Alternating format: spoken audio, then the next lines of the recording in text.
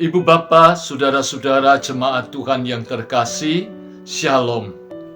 Kita jumpa kembali dalam acara Sapaan Rohani hari ini. Mari kita berdoa. Bapa di dalam surga, terima kasih untuk hidup yang Kau karuniakan. Dan kami bersyukur bahwa saat ini Tuhan akan menyapa kami dengan sabda-Mu. Yang kami imani, sabda-Mu akan menyegarkan, menguatkan, menegur, dan menghidupi kami, sehingga hidup kami menjadi bermakna seturut Engkau yang rancang.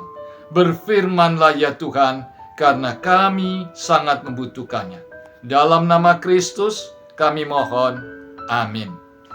Latar belakang yang ada di belakang saya menggambarkan sebuah gereja di Yerusalem. Gereja itu disebut Dominus Flecit, yang artinya Tuhan menangis. Di dalam perjanjian baru, paling tidak 2 kali disampaikan Tuhan Yesus menangis. Peristiwa yang pertama saat ketika Lazarus meninggal, Yesus menangis. Nah, di dalam Injil Lukas pasal 19 ayat 41 sampai dengan 44 menyampaikan Tuhan Yesus menangis. Mengapa Tuhan Yesus menangis? Apa yang dimaksud menangis? Banyak hal yang bisa kita berbicara tentang menangis. Ada orang yang menangis karena tersinggung. Ada orang menangis karena bahagia. Ada orang yang menangis karena tidak tahan dengan situasi, kondisi, dan keadaan. Tetapi ketika dikatakan Tuhan menangis melihat Yerusalem, maka dikatakan di sana bahwa ada sebuah kesedihan, jeritan, tangisan di hati yang tidak terkatakan. Yesus menangis karena Tuhan Yesus tahu bahwa manusia menolak keselamatan daripadanya. Tuhan menangis karena keterhilangan manusia dari anugerah keselamatan, sebab mereka menolak untuk bertobat dan untuk hidup benar. Yesus menangis karena orang-orang Yahudi berbuat yang tidak seperti diajarkan oleh firman Tuhan.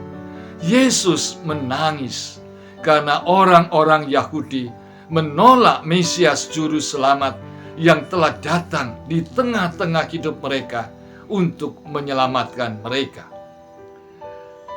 Injil Lukas pasal 19 ayat ke-41 mengatakan demikian. Dan ketika Yesus telah dekat dan melihat kota itu, ia menangisnya.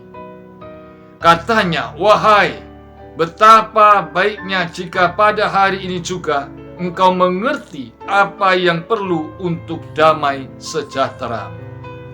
Bapak, Ibu, saudara-saudara, Tuhan Yesus menangisi Yerusalem karena mereka sungguh-sungguh telah membuang kesempatan yang luar biasa dari anugerah Tuhan. Yerusalem, kota suci, di mana di situ ada bait suci Yerusalem.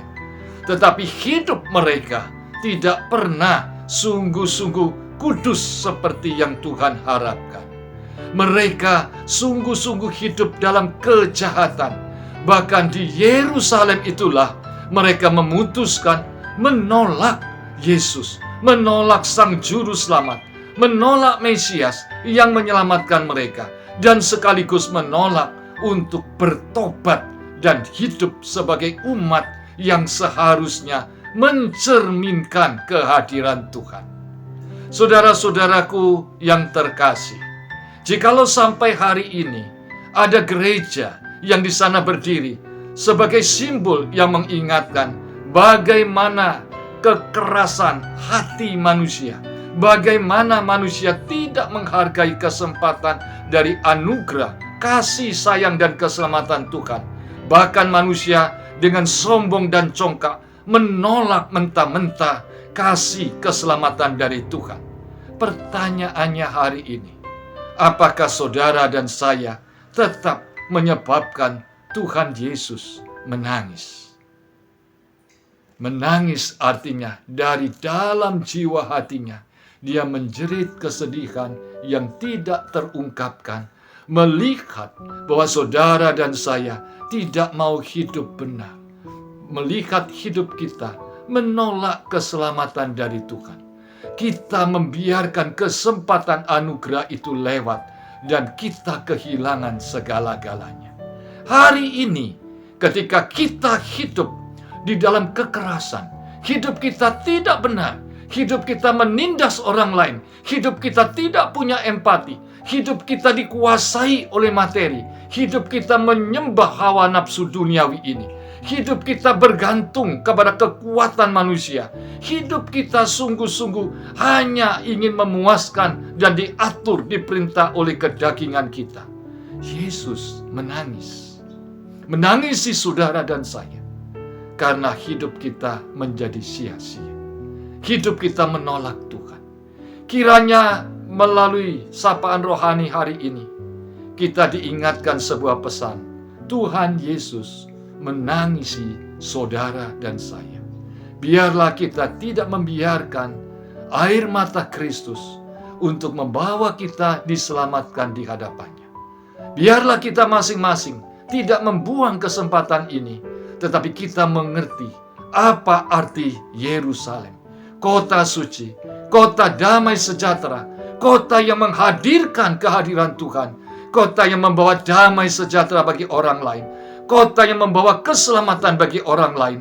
Demikian juga saudara sungguh-sungguh menghargai keselamatan Tuhan dan membawa hidup saudara menghadirkan damai sejahtera Tuhan, menghadirkan keselamatan Tuhan, menghadirkan sukacita Tuhan di rumah, hidup, pekerjaan, dan di dalam kehidupan berbangsa bernegara kita. Tuhan memberkati firman-Nya. Amin. Mari kita berdoa. Terima kasih Tuhan, firman-Mu mengingatkan bagaimana Engkau menangisi hidup kami. Engkau memberikan segala-galanya yang berarti untuk kami. Bahkan Engkau saat ini menangisi karena ternyata anugerah keselamatan yang Engkau berikan kami sia-siakan. Bahkan hidup yang seharusnya bisa membawa damai sejahtera, membawa sukacita dan keselamatan Tuhan bagi keluarga, bagi hidup bangsa dan negara kami, ternyata kami hari ini gagal. Kiranya Tuhan, sisa hidup kami sungguh-sungguh akan tidak membuat Engkau menangis terus. Biarlah hidup kami boleh berubah, dan biarlah dimanapun kami berada, kami hadir menghadirkan damai sejahtera Kristus, menghadirkan kasih Tuhan, menghadirkan sukacita dan keselamatan Tuhan, dan hidup kami menghadirkan kesucian Tuhan menjadi berkat bagi banyak orang. Dalam nama Tuhan Yesus kami berdoa. Amin.